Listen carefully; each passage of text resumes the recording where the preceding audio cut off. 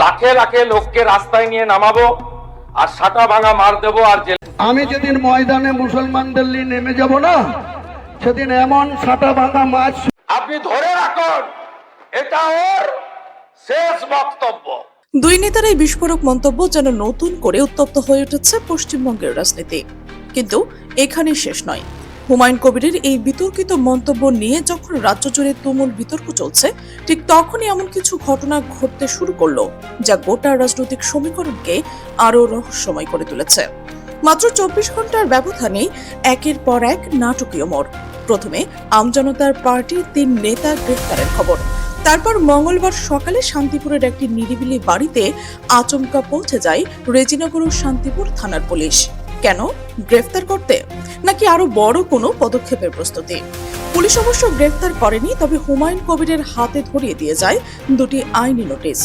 একটিতে বলা হয় 3 জুলাই সকালে 11টায় শক্তিপুর থানায় হাজিরা দিতে হবে, আর অন্য নোটিশে দেওয়া হয় 4 জুলাই রেজিনগর থানার উপস্থিত হতে হবে। পুলিশের এই হঠাৎ উপস্থিতি একের পর এক 2 থানার নোটিশ ঘিরে শুরু হয়েছে নতুন জল্পনা।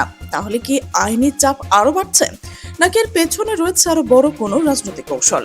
আজকের ভিডিওতে জানবেন হুমায়ুন কবির ঠিক কি বলেছিলেন, কেন তার বিরুদ্ধে একের পর এক মামলা দায়ের করা হলো, বিধানসভায় শুভেন্দু অধিকারী কেন বলল এটাই ওর শেষ বক্তব্য, কেন আইএসএফ এর নেতা নওশাদ সিদ্দিকীও এই বক্তব্যের বিরোধিতা করলেন, আর শেষ পর্যন্ত পুলিশের এই আকস্মিক তৎপরতার অর্থ কি হতে পারে। ভিডিওটি শেষ পর্যন্ত দেখুন, কারণ শেষের তথ্য পুরো ঘটনাকে নতুন ভাবে ভাবাতে বাধ্য করবে। ঘটনার সূত্রপাত মুর্শিদাবাদের রেজিনগরের কাশিমপুরে অনুষ্ঠিত এক জনসভা থেকে। সেখানে বক্তব্য রাখতে গিয়ে নওদার বিধায়ক হুমায়ুন কবির অভিযোগ করেছেন, লোকসভা নির্বাচনের পরও বিজেপির কিছু নেতা এলাকায় রাজনৈতিক প্রভাব বিস্তারের চেষ্টা করছেন।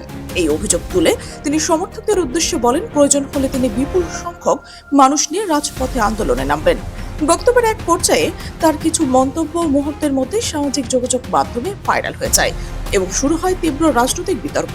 তিনি আরো বলেছেন, মামলা হলেও তিনি পিছিয়ে যাবেন না এবং আইনি লড়াই চালিয়ে যেতে চান। এরপর বিষয়টি পৌঁছে যায় পশ্চিমবঙ্গের বিধানসভায়। বিরোধী দলের নেতা শুভেন্দু অধিকারী হুমায়ুন কবিরের বক্তব্যের তীব্র সমালোচনা করেন। তিনি অভিযোগ করেন, ধর্মীয় পরিচয়কে সামনে এনে ভোটের মেরুকরণের চেষ্টা করা হয়। বিধানসভায় বক্তব্য রাখতে গিয়ে তিনি কড়া ভাষায় বলেন, ধরে রাখুন এটাই ওর শেষ বক্তব্য।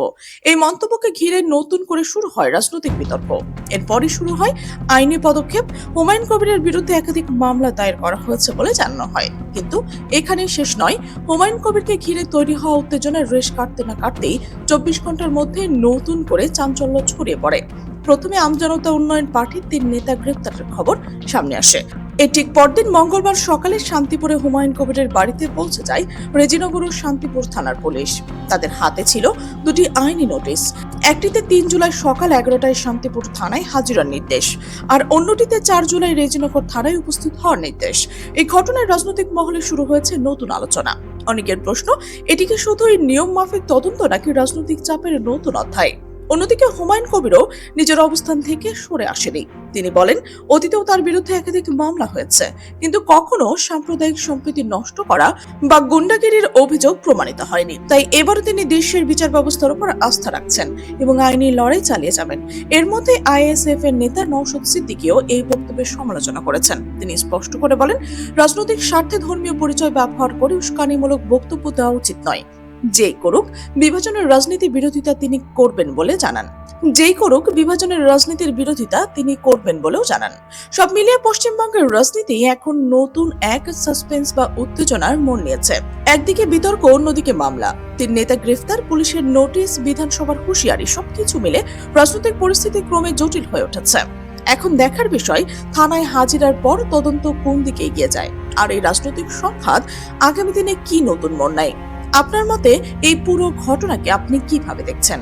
অবশ্যই আপনার মতামত কমেন্ট বক্সে জানান। আর আপনি যদি এই চ্যানেলে নতুন হয়ে থাকেন, সাবস্ক্রাইব করে বেল আইকনটি অন করে রাখুন, যেন আমাদের এমন বিশ্লেষণধর্মী প্রতিবেদন সবার আগে আপনার কাছে পৌঁছয়। আমাদের সাথে থাকার জন্য ধন্যবাদ।